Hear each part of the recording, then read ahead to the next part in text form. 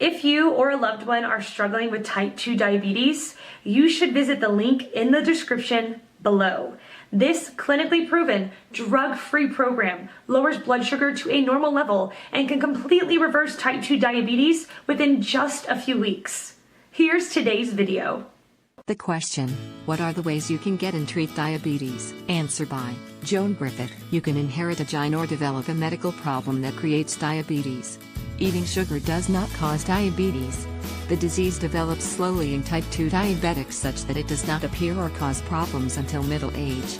By then, the pancreas 1 is not producing enough insulin, or 2 is producing plenty of insulin, but it is unable to be used by the cells.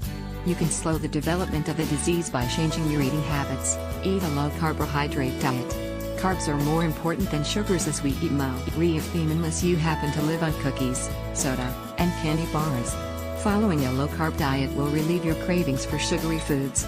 Avoid processed food, any prepared food like pancake mix, frozen waffles, frozen dinners, etc., which usually have ingredients you don't need to eat and often remove the fiber and vitamins you need only to add them back, but not all of them.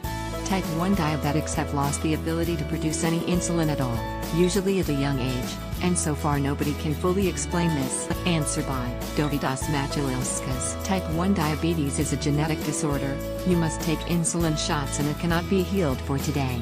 Type 2 diabetes is mostly a consequence of a very poorly balanced diet. Usually, a person's cells become unresponsive to insulin, what makes the access for glucose to enter cells inaccessible. First of all, a person should watch his/her diet and consume as less sugars as possible. Most food labels will have glycemic index on them. The higher the score, the slower is the breakdown and absorption of such carbohydrate. Thus, it is best to consume complex carbohydrates, not sugars, e.g., starch.